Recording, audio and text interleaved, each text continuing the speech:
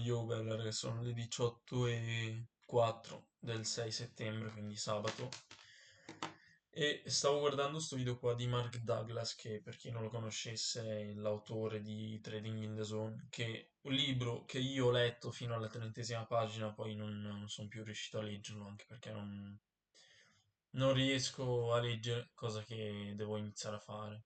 Dovrei iniziare a fare, ma non riesco a stare concentrato. Ero arrivato al nono minuto del video, quindi andate a guardarlo fino a quel minuto lì e se volete guardatelo con me. Andremo un attimo a guardarlo, a dare dei piccoli commenti, quindi andare a commentare magari cose che dice, cose che io ritengo vere, cose che io ritengo false, tra virgolette. Però comunque andremo a commentarlo e basta. Non lo so, preparate qualcosa, preparate. Guardiamolo assieme, raga, basta. Adesso lo metto. Ho anche abbassato un po' il mio volume, cioè, così quando magari lo guardo. In teoria questo è per il volume, poi non lo so, sinceramente. Dai, lo metto adesso. This randomness principle into his trading regimen, he'll undoubtedly find that trading can be one of the most frustrating, if not exasperating, endeavors he's ever chosen to undertake. You know, and I know there are a lot of viewers out there who may be experiencing frustration. In fact, I know there are definitely viewers who are experiencing frustration, but I'm not sure if they're making the connection that the reason because, you know, they don't believe in this randomness principle where you can generate consistent returns by looking at the outcomes of their trades as random and unique. Right. They have to be able to view that as random and unique. You know, that's, I think, the big issue. No, I know, and that's why we're here explaining it right now. You see, the frustration comes from our expectations. It's from expecting something from our technical method it just can't do. Technical methods define and identify patterns in collective human behavior. Right. Now, the patterns definitely exist. They repeat themselves over and over again. The problem is the outcomes don't always correspond with the patterns on a trade-by-trade basis. So what I'm saying is that, yes, we have patterns, yes, and they repeat themselves over and over, and our minds just naturally think, well, I have a pattern that's consistent, I should have an outcome that's consistent with the pattern, right. and that's not what I'm saying at all. What I'm saying is that there doesn't have to be a relationship between the outcome and the pattern. Right. So, you know, and if the last trade was a winner, right. This trade, even if the charts are the same, right. Even if we've got the same exact signal, the same looking chart, there's no guarantee that this trade is going to be the exact same as the past one. Exactly. In other words, this trade, the trade I'm in right now, could turn out to be a winner. And does that mean that the next trade's going to be a winner? Absolutely not. This trade I'm in right now could end up being a loser. And does that mean that the next trade is going to be a loser? No, absolutely not. Yeah. This is interesting. I mean, I'm trying to. For us up here, you know, the goal, the main goal is obviously to take these concepts and reduce them down to the most simple of terms. So, you know, let's again, for us up here, you know, the goal, the main goal is obviously to take these concepts and reduce them down to the most simple of terms. So, you know, let's again back up here for a second. There are traders out there using WiseTrade every right. single day. They're getting the same exact patterns. Okay, but what you're saying is even though the specific criteria is being used to identify the pattern, okay, for each signal, same criteria, right. same formula, same everything. Right. The chart pattern can look exactly the same. Yeah, everything. Right. The outcomes to each signal have no relationship to one another. That's right. That's exactly what I'm saying. That there's a random distribution between wins and losses over any sequence of trades that you might look at. And so, you know, and again, this is a very difficult concept to grasp, but it's really the traders who have grasped it, let's say, and learned how to think in what I call probabilities. Okay. They're the ones that don't experience the same kind of, you know, the same kind of emotional trauma that the typical trader does because they're expecting something that just may not happen. So, for an example, if this trade's a winner based on this particular trade I'm in right now, based on the exact same criteria right. that, you know, or let's say I'm in a trade right now, or I'm getting into a trade right now, and the exact same criteria exists in the market that did the last time, I'm going to naturally expect it to be a winner if it was a winner the last time. Or I probably will naturally expect it to be a loser if it was a loser maybe the last time, or we had 2 or 3 losers in a row. And this could be a source. Ecco, anche questo è una gran cosa che ha detto lui. Allora, rimetto un attimo il volume così mi sentite anche bene, poi non ho nemmeno un microfono, registro tutto dal PC.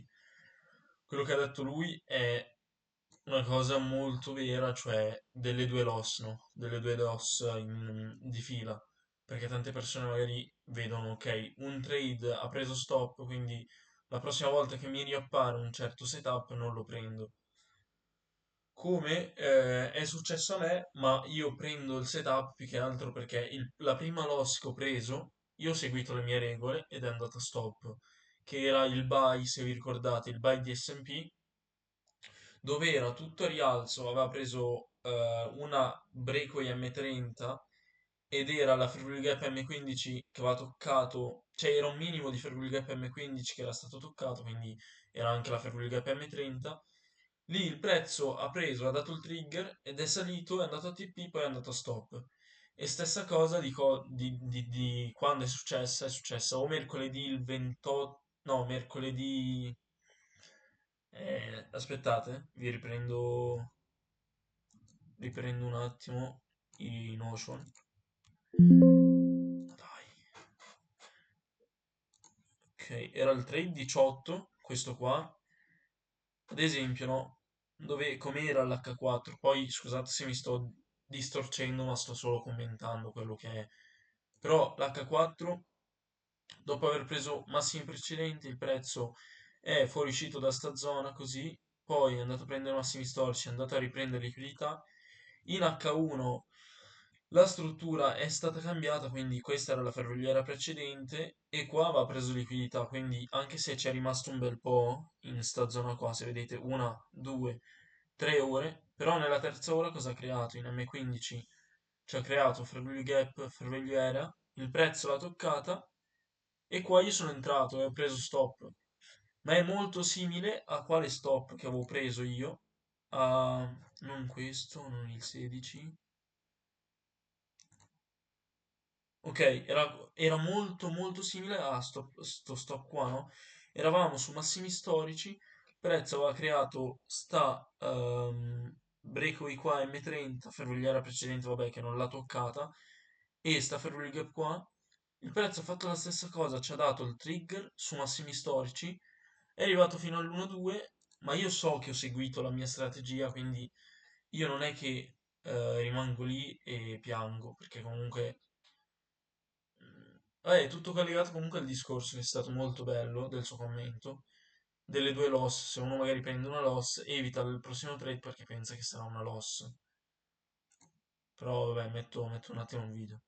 Source of frustration for traders. Oh, absolutely. In other words, and that's exactly It is what a source of happens. frustration It for is a traders. source of frustration because if I'm expecting it to be a winner and it turns out to be a loser, I'm going to be frustrated. Not only going to be frustrated, I'm going to be disappointed, and I may even feel betrayed, depending on how much kind of energy that I put into the idea that the trade is going to be right. Well, how do we get over that? I mean, how does a trader take, okay, so I've got all the things right. I've got my charts lined up. I've done everything I was supposed to do.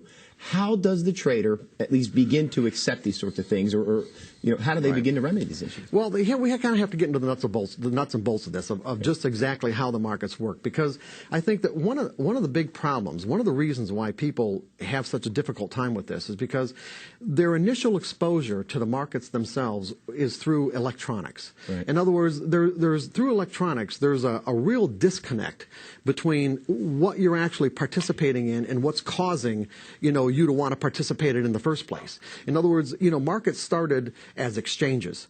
Right. And there were, and so when you traded at an exchange, so you know that all prices are people-generated events. Correct. They are, and see, this is what people have to take into consideration. Everything happens because of what people believe.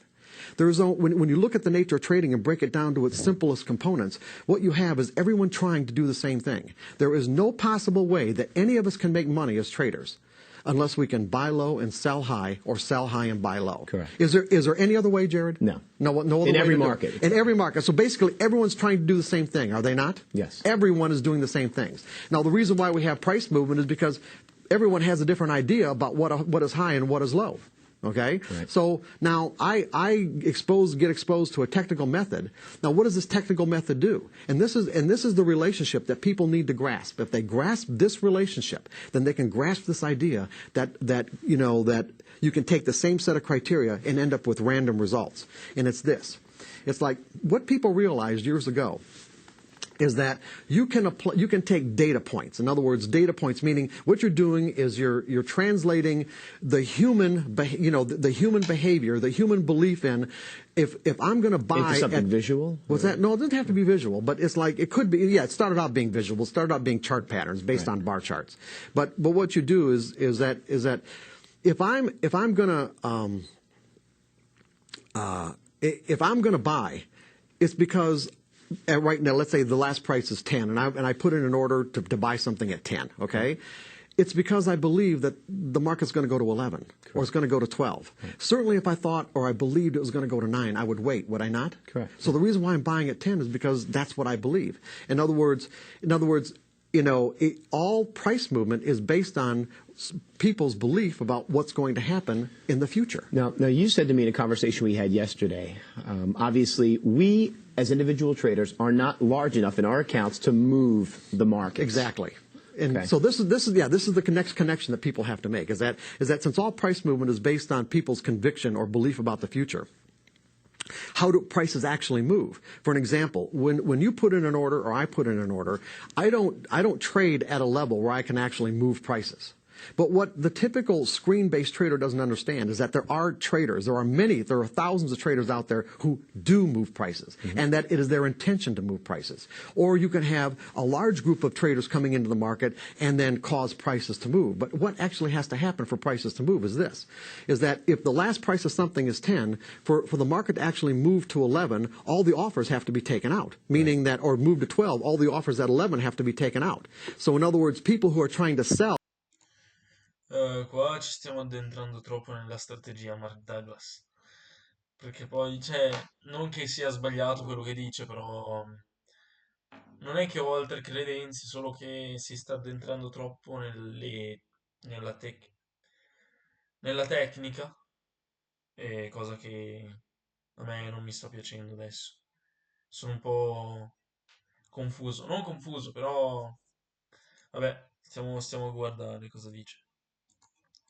At 11, they have to get their orders filled before it can get to 12. Okay. Well, for someone to actually bid it to 11 or bid it to 12, they are doing the exact opposite, and this is really critical. They are doing the exact opposite in that moment of what it takes to be successful. Okay. They're not buying low, they're buying high. They're buying high relative to the last price.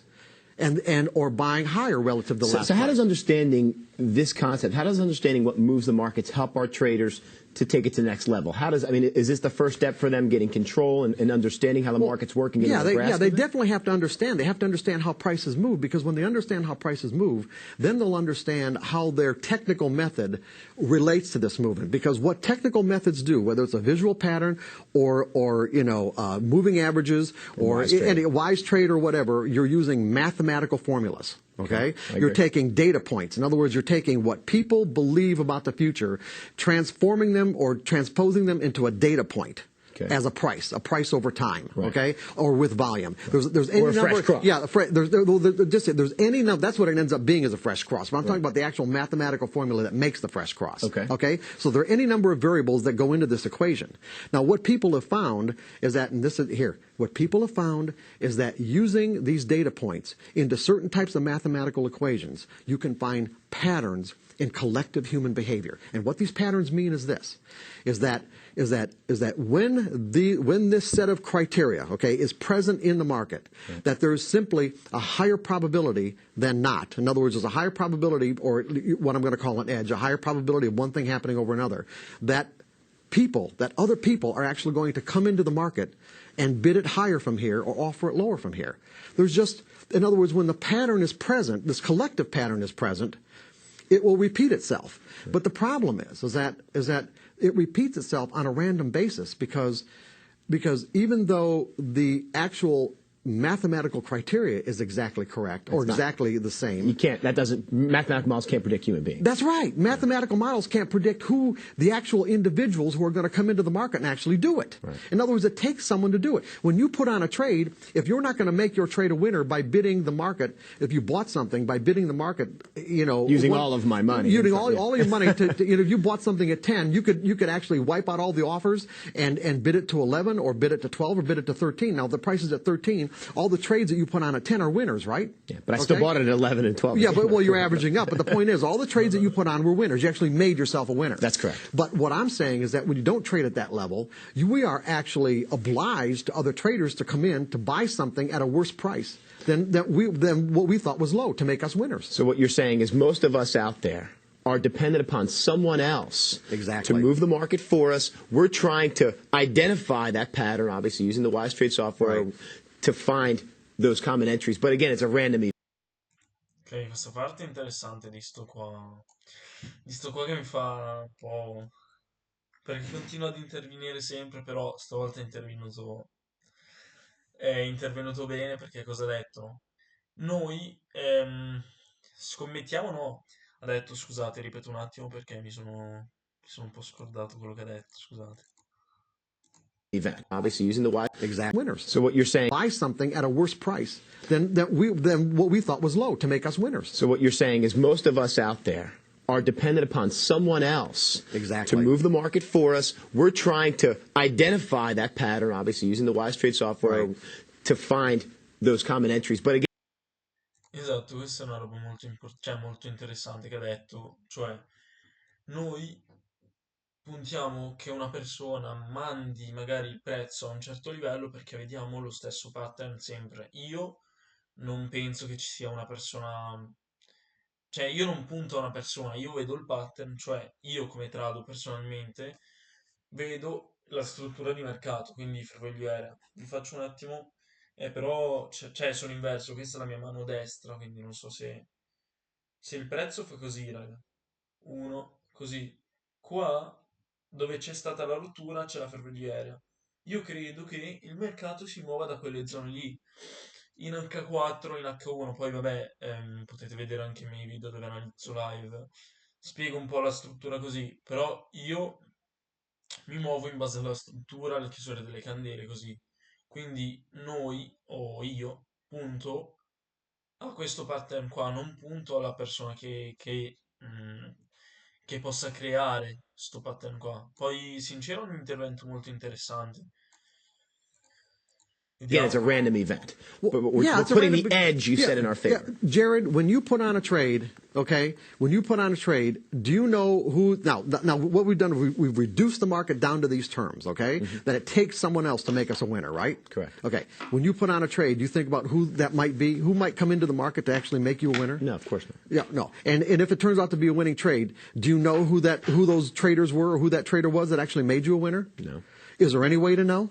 No. There might be, but it'd be pretty hard to find out, right? I mean, you could go to the clearing firm, the firm that clears the bottom line is bottom line. Yeah, exactly. So what I'm saying is that when the pattern presents itself, like, okay, I have an edge here. When the pattern presents itself, we don't have any idea of who is actually going to come into the market to do this for us. And so there's no point in analyzing. There's no point in judging. There's no point in trying to figure out whether it's going to work or not. It would be like, for an example, if I said to you, Jared, I'm going to give you a coin, and this coin is weighted in a way where it's going to come up heads 70% of the time. Right. Now, just because I know mathematically and statistically that this pattern of coming up heads 70% of the time exists, is there still any way for me to know the actual sequence to heads to tails? Of course not. It's an infinite.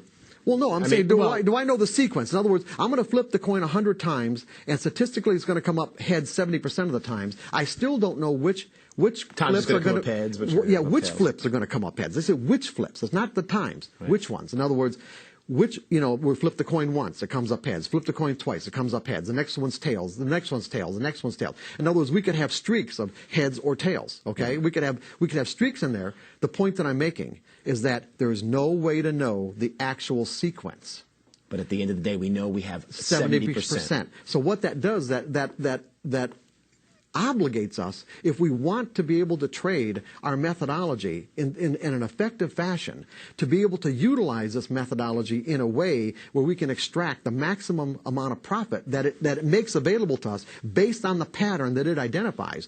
We have to do it in certain ways. In other words, in an effective fashion, if we want to be able to trade our methodology in an effective fashion, to be able to utilize this methodology in a way where we can extract the maximum amount of profit that it makes available to us based on the pattern that it identifies, we have to do it in certain ways. In other words, our mind has to be free to be able to execute these trades without making trading errors. And the trading errors come from believing that because the pattern is present, that it's going to give me a winning trade on this one. This trade is going to be a winner. You can't think that way. No, you can't think that way. You can't think that That's the way the typical trader thinks. Right. The typical trader thinks, I'm not going to put this trade on unless I think it's going to be a winner. Or why would I do it? And it skews our expectations. See, it messes our... E questa è una roba importante perché... Ok, basta. Se, ad esempio, eh, io c'ho un pattern, no? Che comunque io faccio magari 2 trade a settimana. Io quando prendo un trade non è che dico, ok, se io penso che vada a stop, allora non entro. Certamente evito un trade che va a stop, però mi prendo ogni occasione che mi capita e purtroppo, vabbè, ultimamente le occasioni che mi capitano sono abbastanza poche, un trade alla settimana magari mi piace, entro come questa settimana qua che ho preso il buy di ciao da una fair gap, da una break M15 e è andato a playare, ma se non fosse andato a TP non è che piangevo.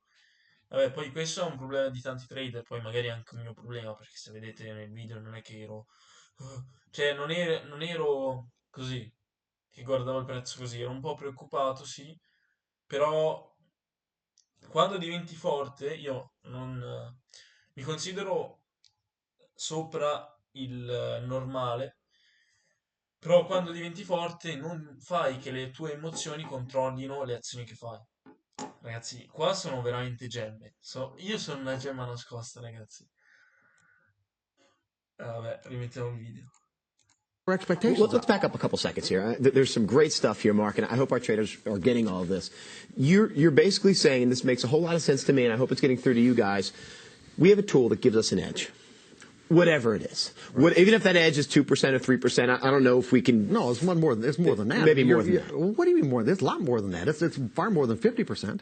Well, I was saying greater than 50. I was using edge is defined as... I see. Yeah. Okay. So maybe 55 or 56% of the time. Right. Let's just say... And the thing is, it doesn't even have to be 50% to actually make consistent money. That's what people can realize, too. That depending on... Può essere il 30%, avere l'1,5, può essere il 70% avendo l'1,1.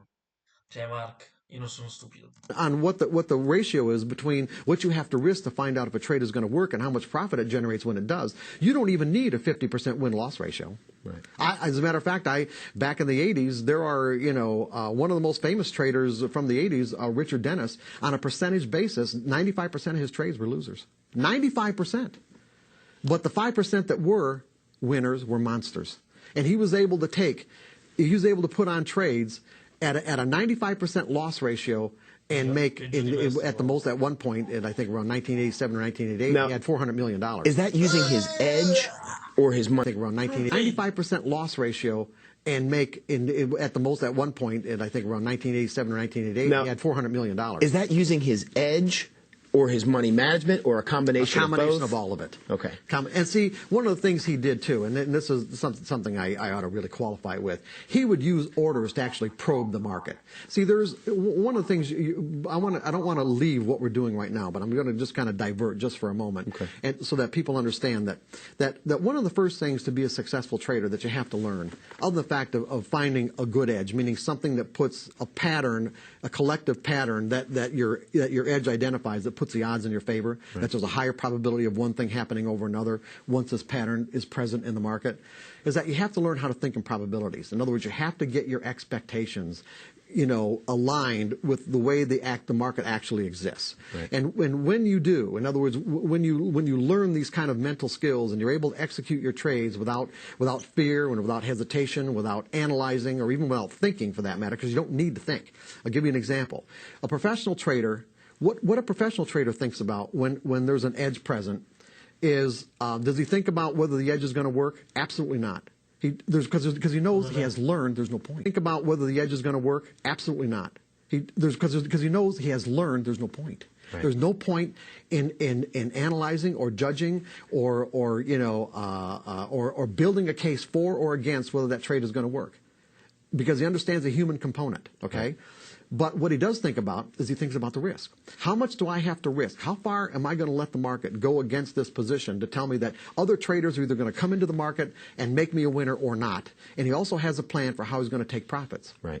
But the typical trader, what does the typical trader do? They don't have a plan. Well, or they think about the trade too much. They think about, is this going to be a winner? Is this going to be a loser for me? The exact opposite of the professional. So what the professional does is basically... And then once they make up their mind that it's a winning trade, they don't predefine their risk, do they? Right. And they also don't.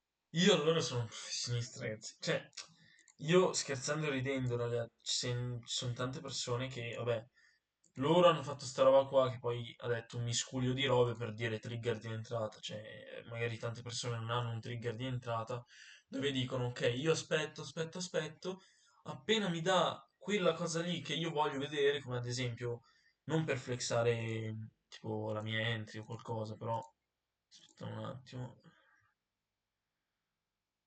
Ad esempio, se andiamo in M1, raga, su Xiao, e andiamo a vedere il 3 settembre, il trade che ho preso io, 3 settembre, mi chiamano i miei, mi sa, mi chiama qualcuno. Ok, adesso se andiamo a vedere, stavo anche facendo il journal prima, il trigger di entrata, perché non sapesse cos'è. Qua io vedo una breakaway ribassista, il prezzo non riesce a rompere, va a liquidare ancora, va a liquidare chi magari è entrato qua. Quando io dico ok, c'è la potenza che può mandare il prezzo a rialzo, però io ho visto questa cosa tante volte, io volevo entrare qua, ma sinceramente poi vabbè, ho aspettato un attimo, poi vabbè, con l'ordine e tutto, perché è la prima volta che uso AlphaTix, sono entrato qua, stop qua. E magari questa cosa, beh, penso che adesso più o meno il trading sia abbastanza avanzato, anche le persone pure, però quello che molte persone magari non hanno, io ce l'ho, e tante persone che conosco ce l'hanno, almeno spero, è quello di avere un trigger di entrata. Alla fine è quello che ha detto lui adesso, quindi continuiamo il video. Don't have a plan to take profits because they think when They they're think it's winning gonna be trade, it's going to go on And forever. I want to talk about that. We're running up on the break here, but I want to talk about that on the other Ma side. figa, mi dà fastidio quando, guardate, oh, Trade, they don't predefine their risk, do they? Right. And they also don't have a plan to take profits because they think when They think they're it's gonna be winning trade, it's going to go on And forever. I want to talk about that. We're running up on the break here, but I want to talk about that on the other side. But what you're saying is the bottom line is the professional sees the entry. He sees the pattern, whatever it is, the edge, enters in, not thinking if I'm going to win or I'm going to lose, but has a money management strategy in place, knows exactly how much he wants to win or is willing to win and how much he's willing to lose or risk. Right. Now, Exactly. does he put a cap on the upside? Does he put a cap on his win Well, side? it's not a matter Or a of goal? a cap. It's a matter of how, his assessment of how much potential there is. Okay. In other words, see, the problem is on a winning trade, we're obligated in a sense to make these never-ending decisions as to what the risk to reward ratio is. In other words, as the market's going in my favor, what's the risk of finding out that it's going to go further? And that's why so many professional traders or people who teach trading advocate scaling out of positions. Right. Mark, this is all great stuff. We're going to have to wind it up. We got to go to a break, guys. It's already time, as I said, for a break. We'll be back with much more with Mark Douglas here in 3 minutes. We'll see. Anch'io faccio un break pisciata e arrivo. Comunque, raga, la cosa che ha detto lui adesso, perché vabbè, non penso che qualcuno sia arrivato a questo momento che non capisca l'inglese, però sincero, se volete fare trading e non capite l'inglese, state a guardare la merda che c'è su YouTube Italia. Non la mia merda, no, sincero, beh. Scusate, youtuber italiani. Cioè, ci sono tante persone brave, oddio.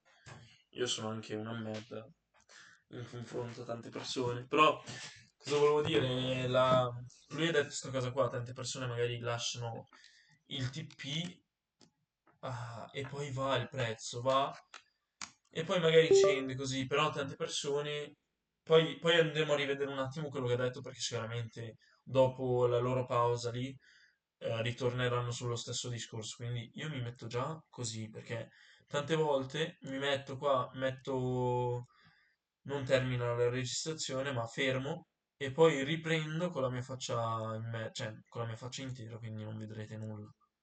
Rimetto un attimo la mia faccia qua, faccio pausa e arrivo. Aspetta, 3 minuti, piscio per 3 minuti e arrivo. Io eccomi. See you soon. Here, as I said, for a break, we'll be back with much more with Mark Douglas here in 3 minutes. We'll see you soon here on WTV.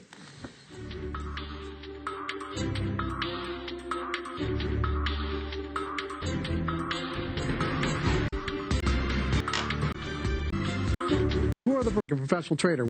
We already talked about that. And why would it be beneficial to think like a professional trader? We already talked about that. Okay, trading skills. Who are the professionals? We already talked about that. And why would it be beneficial to think like a professional trader? We already talked about that. What's the answer? Anybody can make money, okay? We kind of already established the fact that anybody can make money as a trader. Yeah, we're talking about consistency. What we want to do is we want to close that profit gap. We want to make sure that our bottom line results reflect the potential of our methodologies. Anybody can make money as a trader. Yeah, we're talking about consistency. What we want to do is we want to close that profit gap. We want to make sure that our bottom line results reflect the potential of our methodologies. Okay? And that's what the professional has learned how to do.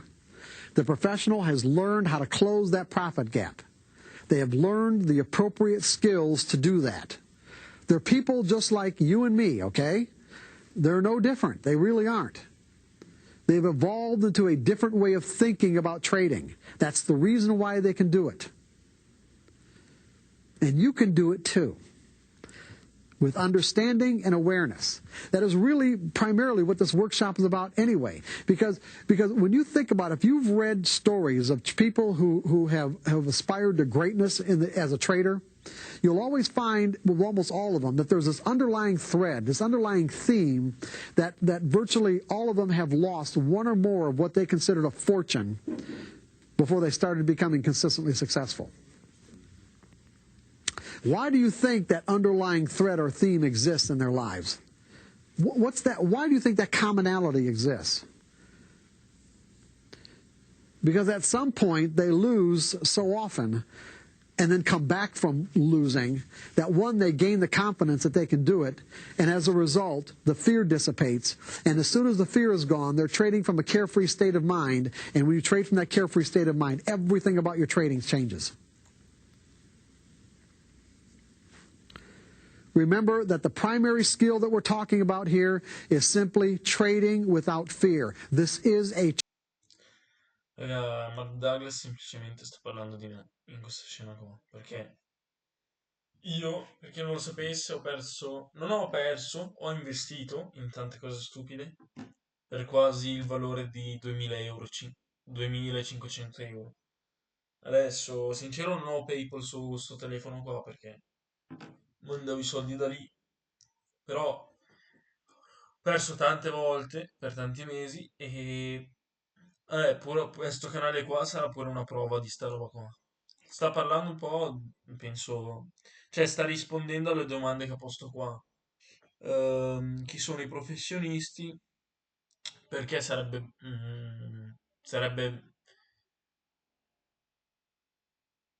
bello pensare come un trader professionista e perché what would mean? Non lo so, sincero, non si vede bene. trading skill. It is the primary skill that you will have to acquire to create consistency, to trade without fear.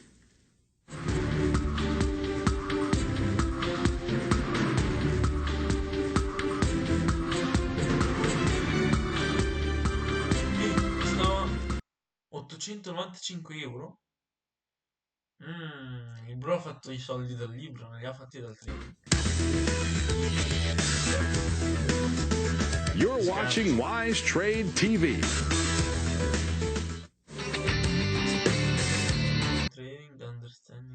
the software charts. Cos'è the software?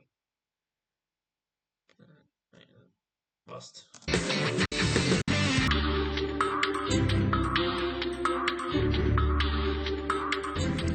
Welcome back to the WTV special on putting your mind over the market. I'm Jared Levy. Mark Douglas has been talking about psychology in today's market. Mark, let's continue with our conversation we left off with. We were talking when we left about the flip of a coin. Right. And you said that you had a coin that was actually weighted on one side. You gave an example how a coin was weighted on one side, and over a series of flips, that coin had a 70% chance of, in this case, landing on heads. Right. Whereas in our software, we give you the edge, and maybe with our software, you have a Comunque già facevano il favore, i software di trading. Cioè già nel, non so che di... Questo video qua è uscito 9 anni fa, nel 2015, 10 anni fa. E non so sincero l'intervista stessa quando era, perché questo qua è un canale così che ha messo sta intervista, non so di quando era. Quindi già c'erano il favore che vendevano i software e pubblicizzavano pure il loro software. Aspettate, sto vedendo. Ok, sto registrando. Non so, in teoria se allargo... No, no, si dovrebbe vedere tutto bene. Quindi. Better chance of being right or having a win. We give you the edge, and maybe with our software, you have a better chance of being right or having a winning trade if you get in on a certain pattern. Right. You also talked about how... It's the word right that's really critical here. Okay. Right. It's the word right. In other words, what people need to understand is how does believing in a random result affect your expectations? Because see, what we don't want is we don't want to get into trading with the possibility of being disappointed, or the possibility of being dissatisfied, or being even betrayed, because a lot of traders feel that way. They really feel betrayed. And the problem is that when that potential exists, it has the effect of affecting the way that we see market information in detrimental ways. Because, in other words, all of us have these mental pain avoidance mechanisms that affect our perception of information. Right. So, for an example, if I'm in a losing trade, and I got into this trade thinking I was going to be right. Okay. In other words, I did all my evaluation, I did all my analysis, I did my work, I built a case. Right. It's like as the market's moving against me, I'm going to have the tendency to focus on information that tells me that I'm right and ignore the information that tells me that the market. Scusate, sembra interessante sta roba qua. Torno un attimo un minuto indietro, quindi chi stava ascoltando, stava ascoltando bene, skippi fino a questo minuto qua, che io adesso torno un attimo indietro, quindi metto al 31esimo ed era, non mi ricordo, guardate un secondo fa e vedete quanto era.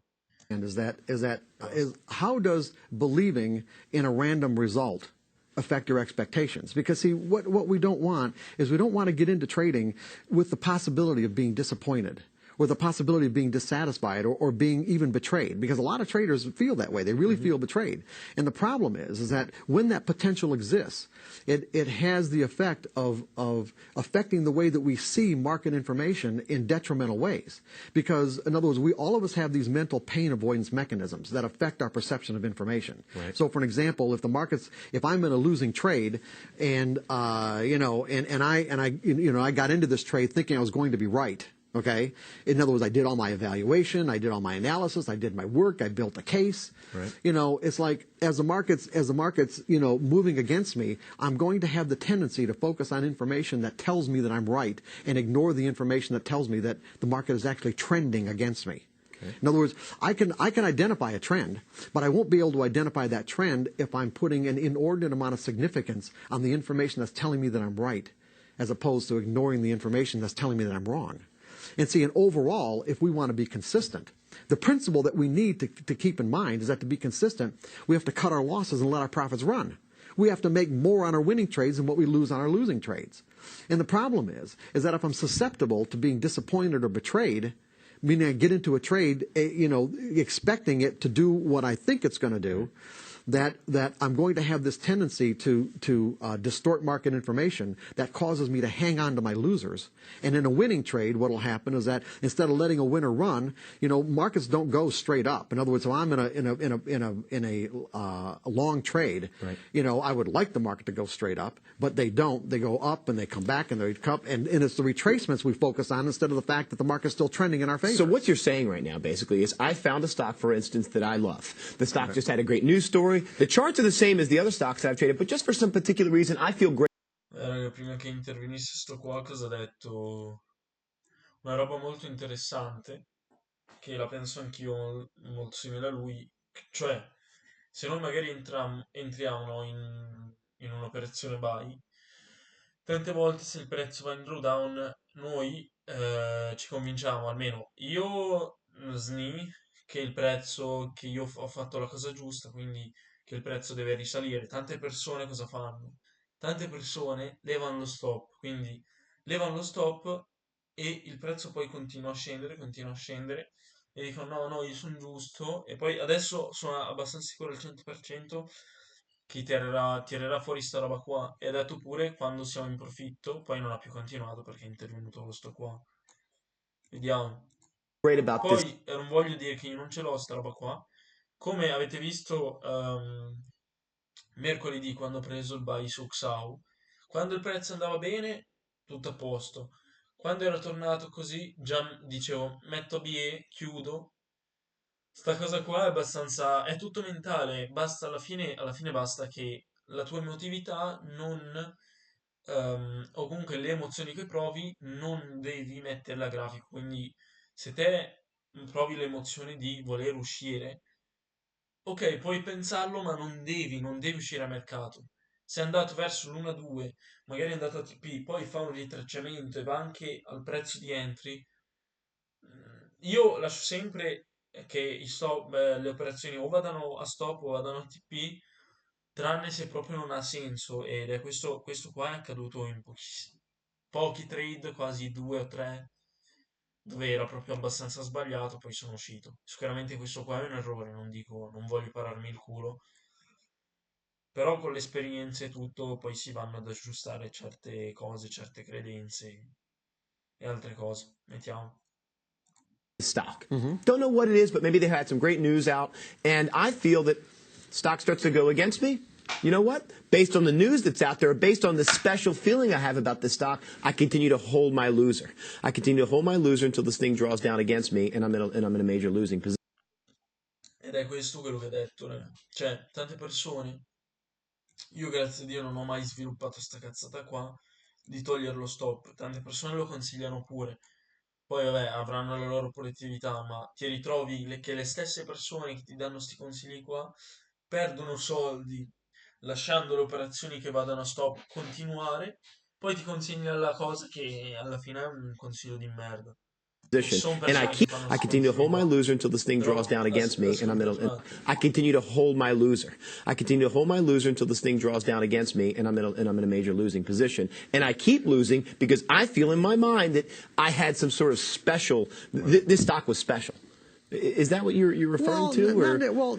Yeah, it could be anything. Because I know traders do that. Yeah, I know. It could be any variable kind of information that people latch onto. Okay. The thing that they have to understand is, regardless of the reason that they got into a trade, it doesn't. Regardless of the reason, if other traders don't buy into that reason, or if other traders don't have another reason to want to buy at a price that's worse than yours. You bought the stock at 10. Right. Someone's got to want to buy it at 11. Someone's going to want to buy it at 12 and buy it at 13. And not only be able to buy it at 11, 12, and 13 and 14, they're going to have to take out all the offers, all the traders who think it's high. In other words, at 11, 12, and 13. And so if these people aren't coming into the market to do that, well, then whatever reason you thought you had might not be so good. Right. And so that's why it's so critical to predefine your risk before you even get into a trade. And that's why professional traders don't think about it any other way, because they know it takes other people. My reason might be great, but if someone else isn't buying into it, what difference does it make? Matter. It doesn't matter, because it's not a winning trade. And so, if we have this susceptibility to be disappointed, what it does, it affects our perception of market information in a way that doesn't allow us to cut our losses. How do we make ourselves not susceptible? I mean, how can you shut off? Yes, by changing your perspective on this, by really understanding. For an example, Jared, you ever played a slot machine? Yes. Okay. Now, I don't like it. You might, okay. But I played it. For whatever reason you don't like it, doesn't matter, okay? That's good that you didn't like it because it might make the example even better, okay? Okay? You play a slot machine. Mm-hmm. When you put your money in the machine, let's say it was a quarter machine, okay? Mm-hmm. You put your money in the machine, you press the button, and the pattern indicating that there's a payoff doesn't show up. How do you feel? No. Well, do you feel betrayed? You people betrayed by the machine? No, not at all. And why do you not feel betrayed by the machine? It's just a random. It's a random outcome. Okay. So in other words, you went into it with the belief that you know that you're participating in an event with a random outcome. Right. And as a result, your expectations about the outcome were in perfect alignment with the event itself. My expectation, believe it or not, was to lose. I know this sounds crazy, but when I put the quarter in, I thought, you know what, I'm probably going to lose this quarter. Yeah, exactly. Okay, because the odds aren't exactly in your favor, and what trading systems can do is actually put the odds in your favor in a way where we own the machine. Believe it or not, I mean this is the whole role reverses if you learn to think about it correctly. In other words, if you understand that so for an example, well, let me backtrack a little bit and say that most traders.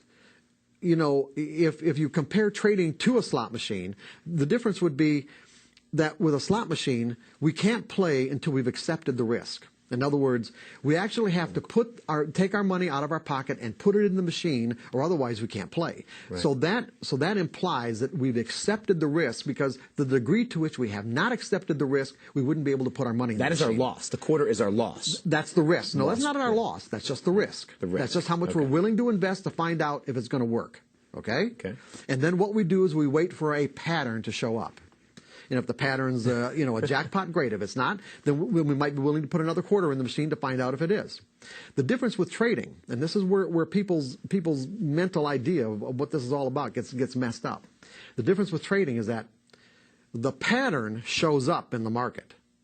First. The pattern shows up first. Okay? Then what we have to do is put up our money. Meaning, how much am I willing to risk to find out if it's going to work? But most traders, because they evaluate, because they judge, and because they analyze, they think that and build a case for the pattern being right, they actually talk themselves out of believing that the risk even exists. They might give lip service to the idea of putting a stop in the market, like some of those errors that I said in the beginning. Right. How many people put stops in the market and take them out, and then let what would have been a small losing trade go into a big losing trade? That's lip service. You see, well, okay, I've been told over and over again I got to put stops in the market, so I'm going to do it. But they haven't really accepted the risk. Right. They see it every day. Every day. Yeah, they haven't really truly accepted the risk because they don't want to be wrong. And what they have to understand is that this is not a right or wrong game. This has nothing to do. Trading a technical methodology or a technical pattern does not have anything to do with being right or wrong. It's just an odds game. That's all it is. In other words, you get an edge that says I've got the odds in my favor over a series of trades, but you've got to be able to take every single trade because you don't know the sequence to wins and losses. You got to be able to identify what your risk is, and that's simply how much am I willing to spend to find out if other traders are going to come into this market and bid it higher than my price or offer it lower than my price if I sold. That's all it means. That's all it is. In other words, you get an edge that says I've got the odds in my favor over a series of trades, but you've got to be able to take every single trade because you don't know the sequence to wins and losses. You got to be able to identify what your risk is, and that's simply how much am I willing to spend to find out if other traders are going to come into this market and bid it higher than my price or offer it lower than my price if I sold. That's all it means. And then, of course, you have to have a money management plan for how to take consistent profits. Right. Which is another problem I want to say. Oh, yeah. But see, the thing is, it's like when you change your perspective, when you change how you think about this, okay, it's like I know there's a random outcome to these patterns. And so I know it's not right or wrong. And so what potential do I have to get disappointed? No more potential than what you had to get disappointed by putting a quarter in a slot machine and it didn't come up with a jackpot. Right. And see, this is the critical thing here, Jared. You got to be able to change the way you think. This is what's the title of this program? Mind over markets. Okay, you got to be able to change the way you think. And how does a trader do? I mean, what are the steps? I mean, is there obviously by reading your books, by getting themselves immersed in your thinking, is certainly a way to do that. Is there anything from this point forward a trader can begin to do, or thoughts that traders can try to add to the repertoire to begin to think like a professional trader, have that carefree state of mind? Io spero, cioè non è che spero, poi può dire, secondo me, non l'ho vista prima, ma può dire di rivedere i trade che ha preso, quindi fare journaling, magari su Notion, vabbè, Notion non esisteva, però sono abbastanza, penso che dirà di rivedere i trade così, vediamo. And start to change the way that they view the markets and their risk. Is there an exercise they can do? Yeah, absolutely. I mean, there's an exercise in trading in the zone, exercises in how to think like a professional trader, and basically all it really takes, Jared, is simply a sincere willingness to do it. Honest to God, it's just like anything else in our lives. When we realize that there's a particular goal that we have, and there's a strong desire to achieve that goal, then we're going to take whatever steps we need to achieve it. Whether those steps are trading in the zone or how to think like a professional trader or some other methodology that people are more comfortable with or whatever. The point is that if someone really sets their mind, any of us, when we really set our mind at getting something, we'll get there. We will get there. But the difference is, like, Vabbè, non ha detto quello che mi aspettavo, però ha detto una roba giusta alla fine, cioè quella che un trader inizierà a... Poi trader è abbastanza cringe anche nel mondo di TikTok, soprattutto trading. È un po', boh, devo inventare un po', devo pensarci un po' in sti giorni, inventare un nuovo termine, che sincero è un po' cringe. Però vabbè, un trader ha detto che alla fine non fai più quegli errori lì quando veramente vuoi cambiare, perché alla fine è quello, raga, che cambi, cioè veramente devi solo volerlo più del 90%, 99% delle persone o quello che è la statistica per poi arrivare lì, perché veramente serve solo quello, serve metterti lì, dire ok, ho fatto queste cazzate qua, le rivedo e non le faccio più. Ed è questo alla fine che serve. Poi vediamo cosa dice adesso. trader or some other methodology that people are more comfortable with or whatever. The point is that if someone really sets their mind, any of us, when we really set our mind at getting something, we'll get there. We will get there. But the difference is, like we started out in the beginning of the program, the difference with this is that what we have to set our mind at is how to change our mind. Okay? And that's why there's so many people who are so close to getting it, but never really get beyond that threshold. What's that hurdle? Why can't? Because people don't want to change the way they think. It's that simple. People don't like changing.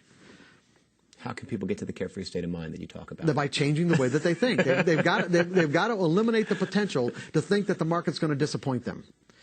They've got to eliminate the potential to think that the market's going to disappoint them. And the way they eliminate the potential is by understanding that trading is not about being right or wrong. It's a probability game. Right. If you're trading technically. Now, I don't want to confuse people, but I got to say something else.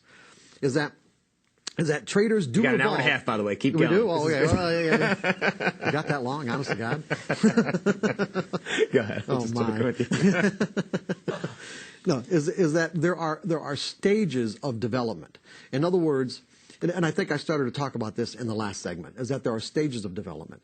That we start out learning these fundamental skills, like learning how to think in probabilities so that the market doesn't have this potential to cause us to feel emotional pain. Right. We did everything we could. We had our edge. It didn't work out. That's Move right. on. And that's all it Esatto. is. Raga, sto bastardo qua ha detto una roba giusta finalmente. Vabbè, To feel scusate, non è un bastardo. Emotional pain. Right. We did everything we could. We had our edge. It didn't work out. That's Move right. on. Esatto. Cioè, alla fine basta quello e io mi impegno veramente a fare sta cosa qua, anche se è un po' difficile, però alla fine, cioè, raga, è questo. Voi analizzate in base alla vostra strategia, perché l'avete vista tante volte nel backtest, cosa che backtestare, sinceramente, non sono più un fan come una volta, magari a dicembre del 2024, a gennaio, così. Però se fate cioè se fate forward testing, cioè stare in mercati live, così, se vedete quella cosa tante volte, e poi cosa ha detto? Potential to cause us Ripetiamo. to feel emotional pain. Right. We did everything we could. We had our edge. It didn't work out. That's Esatto, noi abbiamo fatto tutto quello che potevamo, quindi abbiamo visto il trade giusto e abbiamo eseguito, è andato a stop, basta, cioè non potevamo fare nient'altro. Se poi a rivedere il trade dopo 2 giorni, 3 giorni, quando sei abbastanza fresco, vedi che era tutto magari sbagliato perché te non eri veramente concentrato, ma volevi tirare fuori un trade dal mercato, è lì che ti fotti, perché è lì che cosa fai?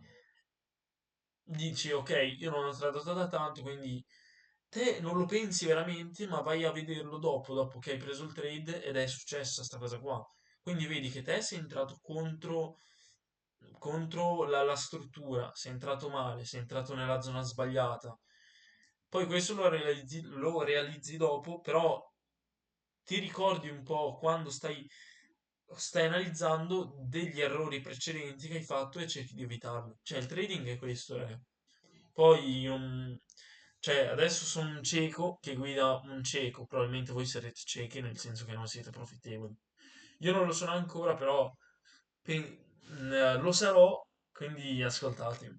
right. Wrong. And that's all it is. When you put on a trade and it doesn't work, all it really means is this, is that some other traders didn't come into the market that had the same belief that you had or the same conviction that you had about this market doing whatever it is that you thought it was going to do. That's all it is.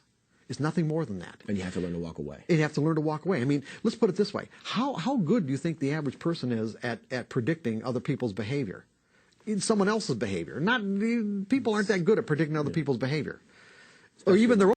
Io sì, cioè non voglio dire io sì, però alla fine ripetiamo un attimo una roba. Se il mercato, ve lo faccio col mouse perché il mouse mi sa che non è inverso, ma è giusto. Cioè se io faccio così, ok?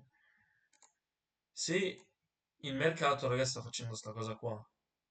1, 2, 3, 4, 5, 6, 7, 8, 9 e l'ultimo punto era qua. Se il prezzo da qua non riesce più a rompere, noi sappiamo che tantissime persone a mercato, comunque gli istituzionali, cosa che io non posso dire perché non posso saperlo, però io come la penso? Penso che se il prezzo non riesce più a continuare a rialzo, ma fa una cosa del genere, vuol dire che saremo diretti a sto minimo qua. Quindi una persona, quello che ha detto lui, io lo sono, so abbastanza precisamente se ha senso che faccia una cosa o no il mercato. Però Own behavior continuiamo. for that matter. Not the average person is at predicting other people's behavior. It's someone else's behavior. Not people aren't that good at predicting other people's behavior. Or even their own behavior for that matter, okay? Exactly. They find themselves doing things that, what am I doing this for, you know? And so how good are they going to be at predicting collective human behavior? Now, the methodologies that we have access to, these mathematical formulas, do that for us. Right.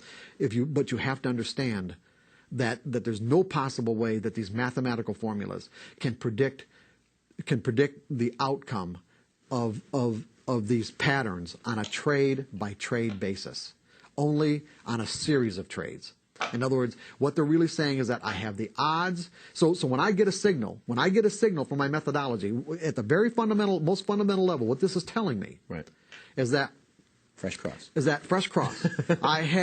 There's a higher there's a high, or let's say the odds are in my favor. The odds are in my favor that somebody is going to come into the market. This is what the pattern means. Right. The odds are in my favor that somebody is going to come into the market and bid it higher from here if I bought, or offer it lower from here if I sold. That's all it's saying. Now they're either going to come or they're not.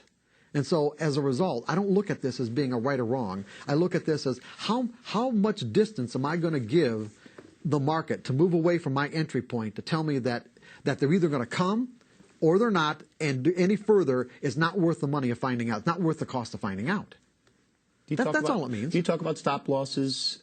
Ok, questa roba qua è molto interessante, ragazzi. Rivado a sentirla per And dirla so bene. as a result, I don't look at this as being a right or wrong. I look at this as how much distance am I going to give the market to move away from my entry point to tell me that they're either going to come or they're not, and any further is not worth the money of finding out. It's not worth.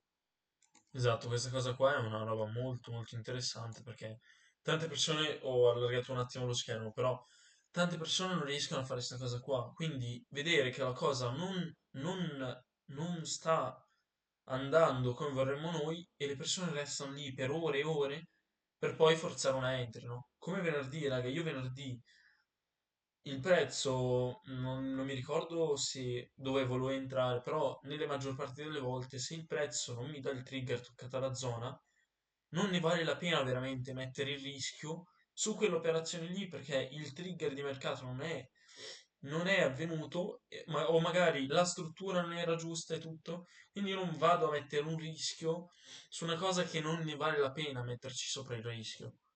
Ed è quello che sto facendo ultimamente, quindi prendere un trade alla settimana perché è quello che mi capita ed è quello che per me ne vale la pena metterci sul rischio. Poi, vabbè, in futuro imparerò anche a mettere il rischio su più trade o più trade alla settimana, quindi magari 3 trade a settimana, 4 trade, 5 trade che sarebbero un trade ogni giorno, però non è che non sono a quei livelli, solo che non mi capitano le opportunità per il modo in cui guardo il mercato di fare questa cosa qua. Riprendo il video, raga, scusate di questa piccola Worth the interruzione. cost of finding out. Do you That, talk that's about all it do means. you talk about stop losses? You talk about stop losses and management in your Yeah, DVD. absolutely, but not like It varies from specific. yeah. Not the kind of specifics that like if you're in a half an hour time frame, how much Well, how that's much the of a stop trader's you have to- decision. Yeah, But the trader, dependent upon their trade style, is going to adjust their stops according to their account size, according to the risk exactly. tolerance, etc. Right. What you do, I think, is give people an understanding and a basis of where they should be placing their risk or how much, not from a dollar perspective, but maybe from a Yeah. In other words, so that they can from a mental perspective, so that they can adjust their trading style in a way that conforms to where they're at in terms of their ability to take the risk. Would one exercise be for a trader to begin testing out their loss? In other words, take a $100 loss, see how you feel. If you were able to take a $100 loss and walk away and not fret too much about it, not let it stress out the rest of your trading day and not think about it, maybe then you could say, okay, I'm willing to trade a more volatile stock and move to something like a $200 or $300 loss, etc. Is that an exercise you think would be beneficial Oh, for the absolutely. traders? Yeah, absolutely. I mean, and that's what I suggest to people, all the time. Especially, I was doing coaching. It's like, and when I was doing coaching on an active basis, I mean, I was coaching some pretty substantial money managers. Sì, mi stanno usando i piedi. And they act all the time, especially I was doing coaching. It's like and when I was doing coaching on an active basis, I mean I was coaching some pretty substantial money managers, and they'd get into a situation where they're on a pretty good losing streak, and often it required that they actually go back to a risk level that they hadn't. Meaning that if they were trading, 10,000 or 100,000 shares or willing to take, $500,000 or $1 million hit on a trade, to get back to where they felt more in sync with the market, that they may have to go. Ragazzi, sta parte qua sta semplicemente dicendo che, cioè, te magari, vabbè, io ho preso una prop da 50k, cosa che non ho mai fatto prima, però se io prendo una win magari di $1.000, quello che è stato nell'ultimo video, penultimo, ho fatto cioè ho vinto, ho fatto una won, ho vinto $910, ma io sì, ero felice, ma non è che dico, oddio, oddio, mi sono cambiato la vita. E viceversa se perdi $500. Quindi se perdi $500, vedi che inizi a incazzarti, o dici no, no, perché questo, devi abbassare o il rischio o magari hai investito troppi soldi che non potevi permetterti di investire ed è quello che io provo a fare con le prop anche se il capitale non è alto perché raga alla fine ho solo 500 euro e qualcosa adesso ora ho 400 qualcosa nemmeno devo un attimo fare una roba sì ho 450 penso e alla fine te investi sulla prop quando sai che poi quei soldi lì puoi permetterti di perderli per tot tempo. Però vabbè, non ci addentriamo tanto in sto discorso qua e continuiamo il video. Ah, figlia, ogni volta che faccio così, raga, mi scordo che sono inverso. Sono straccio. Sono stratagliuzzato. Allora, non so nemmeno come si fa, raga. Ah, via la fotocamera video. Aspettate, provo un attimo ad aggiustare la mia faccia, arrivo. Oh no, no, lo faccio la prossima volta. Mi sa che è dalla webcam, raga. Mi sa che devo farla da qua. Magari apriamo la fonte. Vabbè, continuiamo. They may have had to go back to only trading 1,000 shares. And see, and when you're working in a corporate situation like that, with other traders, that's often a hard thing to do, but that's exactly what they needed to do. I suggest to people that I mean, look at it this way. Paper trading. Okay, paper. A lot of people who teach trading say that there's no point in someone paper trading because there's oftentimes a huge difference between the results they'll experience paper trading and what they'll experience when their real money's on the line. Yeah, because there's no real money on the line. In other words, I'm sure there are probably a substantial number of viewers out there who can make consistent money following their methodology, paper trading, and then they start doing real trading, and everything changes. Okay, well, and so a lot of teachers have said, well, there's no point in paper trading because there's no correlation between the results.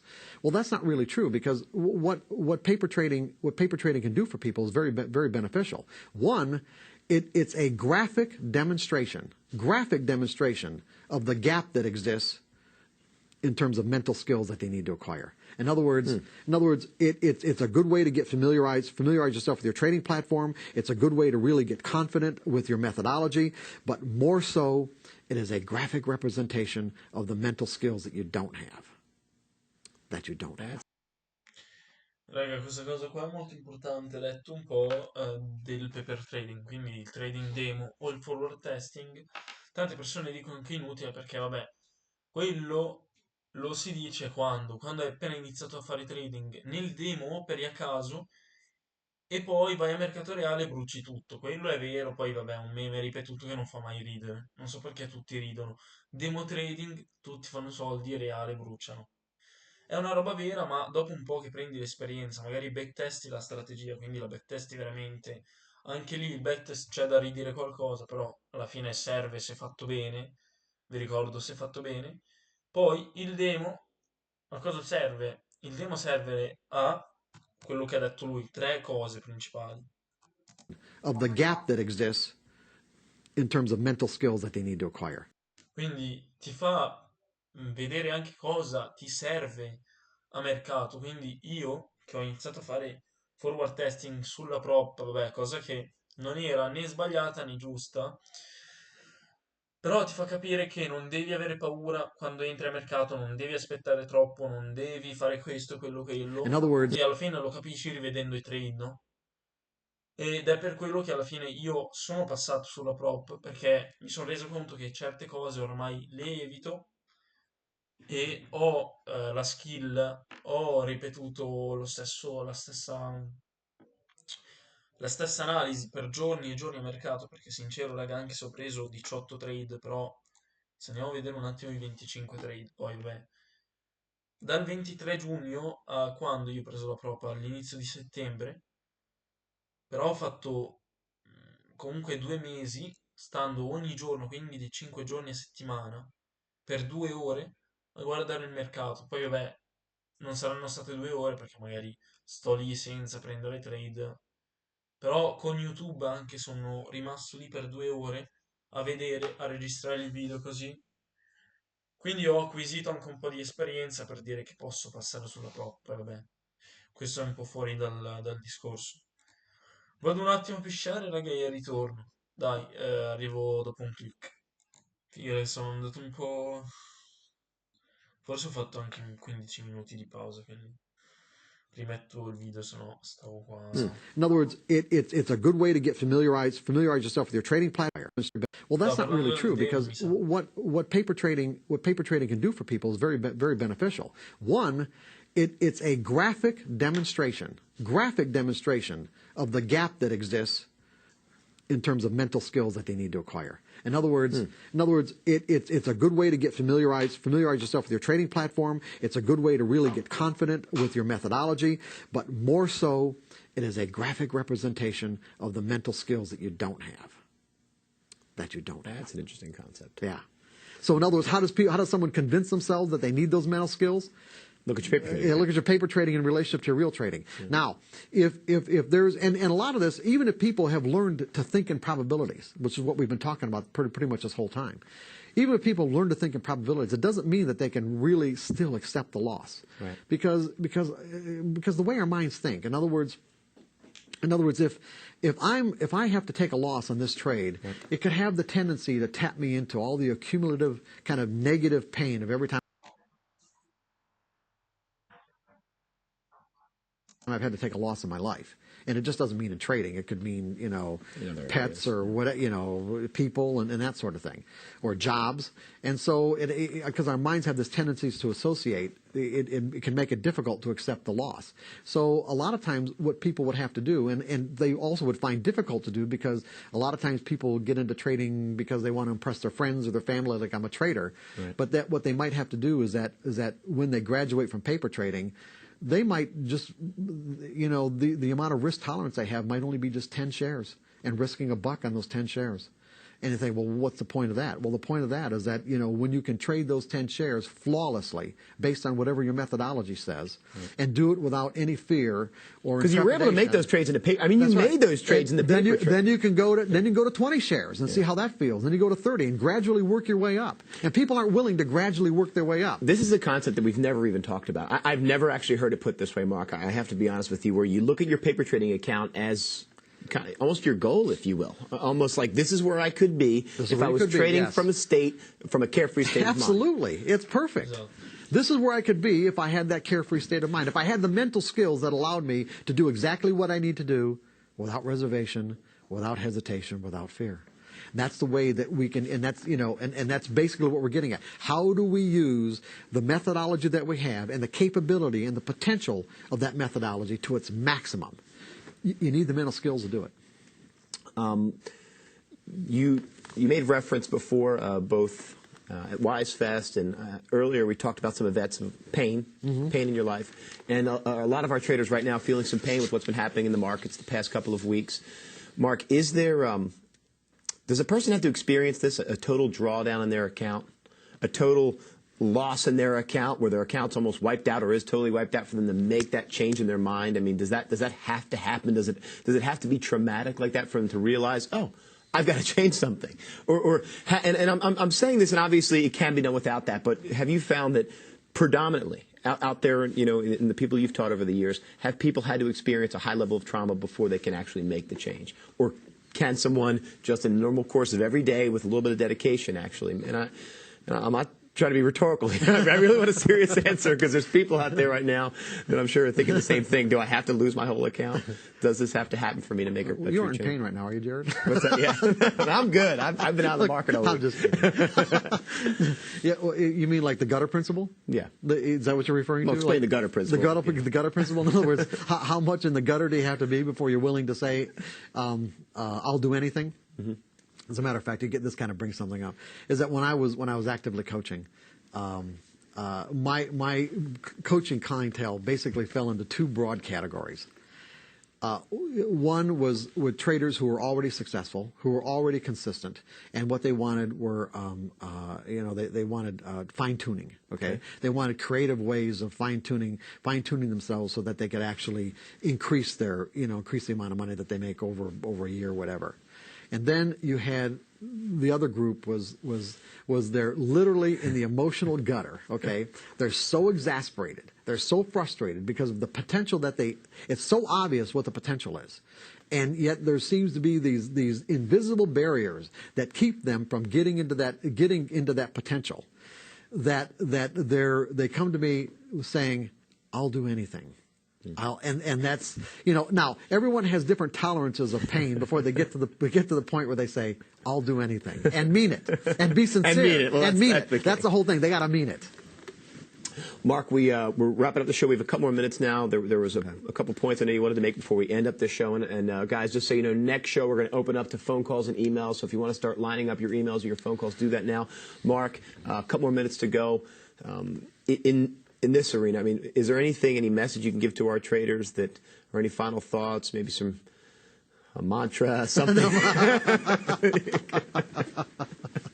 No, just basically just to kind of, sum up what we've been talking about, that if consistent results are your objective, then you're going to have to learn how to think like a professional trader, because that's what they do. They make consistent results. That's why they're pros. That's why people give them their money to manage. That's why they have jobs where they actually trade for a living, because if they didn't make consistent results, they wouldn't keep their jobs.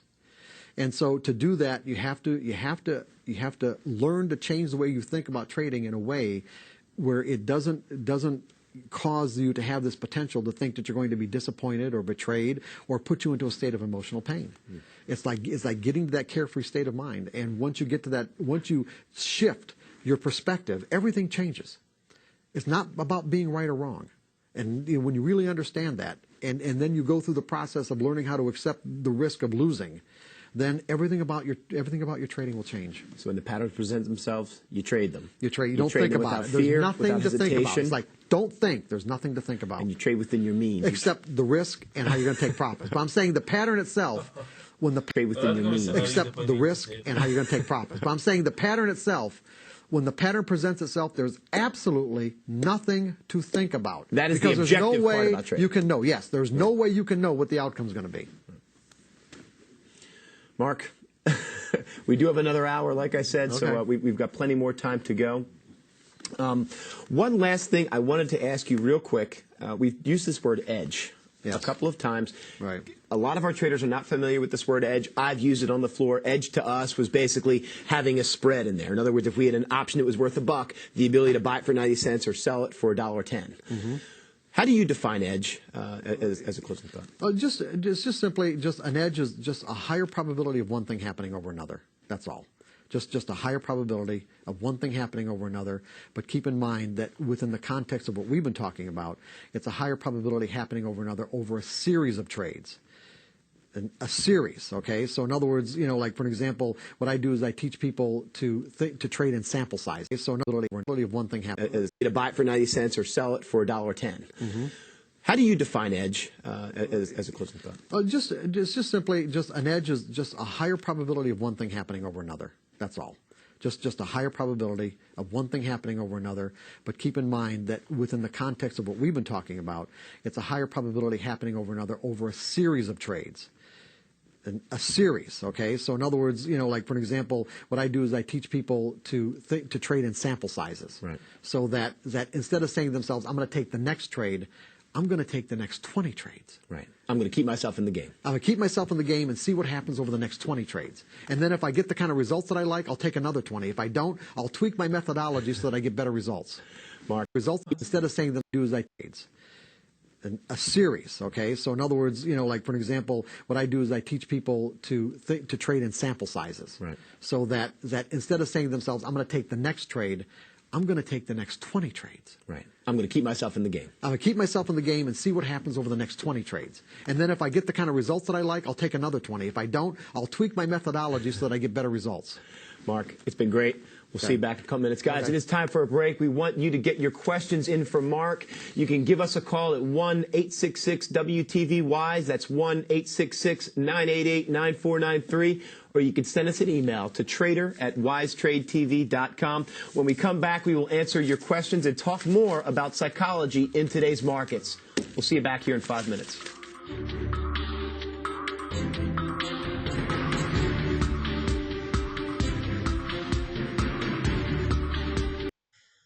Raga, il video è diventato di 1 ora e 17 ora, quindi stasera probabilmente alle 10 così, perché mio fratello ha bisogno del computer. Poi vabbè, possiamo fare ancora un'ora, ma la mia attenzione non è che sarà massima. Sì, potrei riuscirci, ma poi vabbè, è inutile pubblicare un video magari di 3 ore, perché può arrivare alle 3 ore parlando, magari fermando un attimo così, o alle 2 ore e mezza, quindi adesso siamo 1 ora e 18. Stasera molto probabilmente continuerò sto video qua o domani. Tanto la pausa, vabbè, riprenderanno col discorso, non è che cambieranno totalmente argomento. Quindi ci vediamo domani, se uscirà la parte 2 o domani o stasera. Dai, bella raga.